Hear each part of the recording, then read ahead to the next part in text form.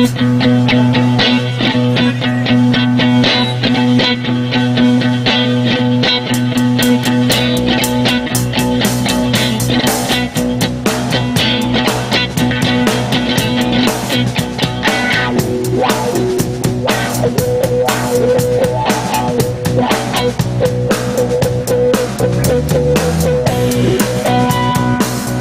peu de son de façade, s'il vous plaît.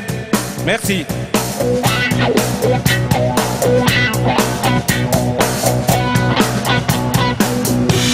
On va vous interpréter une chanson qui s'appelle Sunshine of Your Love. Et on va dédier cette chanson à qui? Je sais pas si vous m'entendez.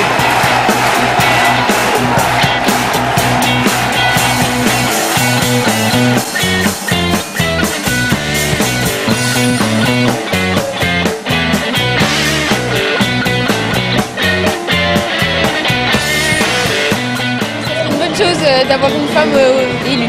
Symboliquement, je pense que c'est important. Et des améliorations sur le plan social, moins de licenciements, un regard plus humain sur le peuple en général quand même.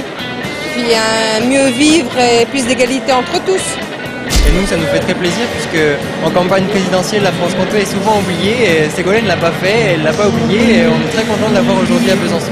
Déjà, je vais écouter son discours en entier et pas seulement des morceaux choisis, présélectionnés. Je crois que l'espoir, c'est ça, c'est de faire en sorte que l'État puisse avoir suffisamment d'autorité pour éviter ce qui désespère les gens, les délocalisations aujourd'hui, le fait qu'on ne connaisse même plus son employeur, hein, que tout soit géré par des fonds de pension. Voilà, je crois que c'est une certaine stabilité que les gens veulent pour pouvoir préparer leur avenir. Ça ne peut pas être avec son bilan que la droite gagne.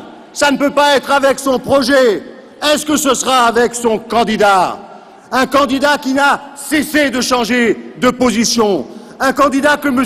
Le Pen juge respectable et courtois. Un candidat qui fait honte à la droite républicaine lorsqu'comme le rappelait Pierre Moscovici, il associe l'identité nationale et l'immigration aux grandes dames des principes de la République et finit dans un eugénisme qui nous rappelle les heures les plus noires de la France.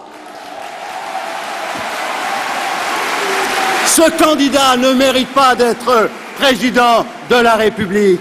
Il menace les journalistes. Il nous explique qu'il veut réformer la loi de 1905 dans un livre et puis il change d'avis quelques mois plus tard pour l'élection. Il va baiser la main de Mouche et s'oppose à la politique étrangère de Jacques Chirac lorsqu'elle est juste et qu'il menace le droit de veto. Et maintenant encore, il change de position. C'est un homme agité, c'est un homme fébrile, c'est un homme brutal, c'est un homme dangereux.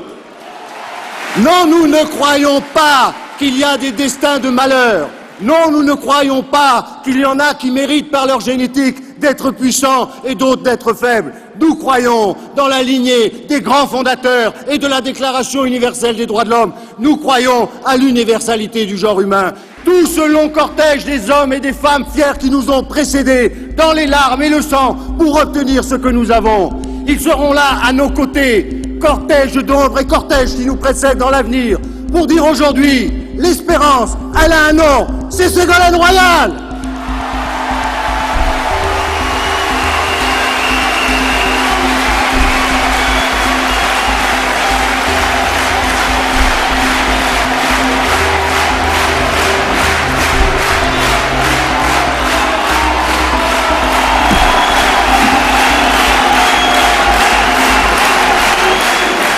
J'entendais les informations en m'acheminant vers vous.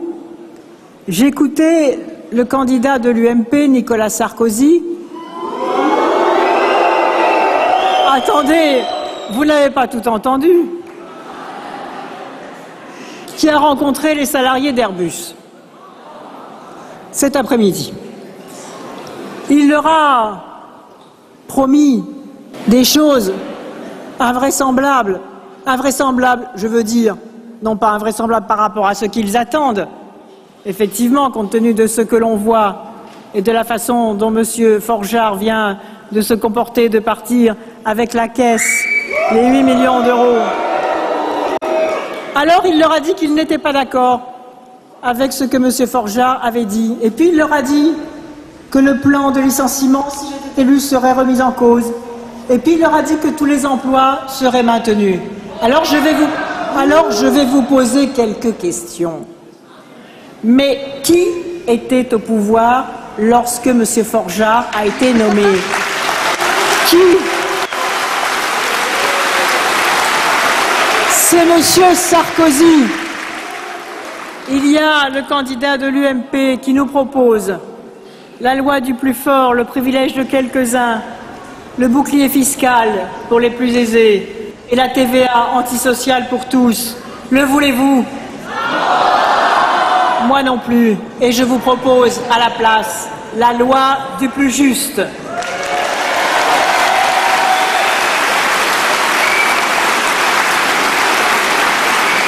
Il nous propose l'exercice solitaire d'un pouvoir, d'une espèce de boulimie de pouvoir qui sait tout.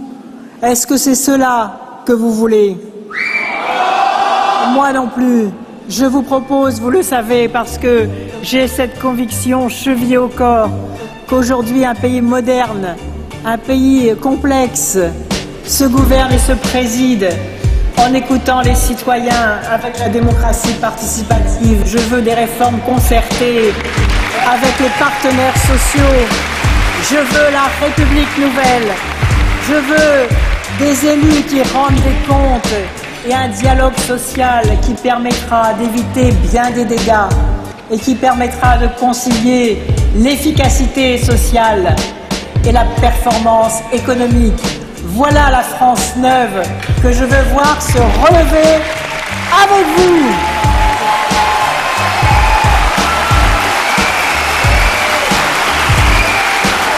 Effectivement, on sort d'un gouvernement de droite et puis on n'y croit plus, mais avant la gauche c'était pas mieux. Mais si, c'était fondamentalement différent. Sous la gauche, on a créé des emplois, on a réduit la dette, on a apporté de la tranquillité dans les quartiers. C'était fondamentalement différent, mais on est amnésique. En 5 ans, on a oublié. Donc le discours, c'est n'oubliez pas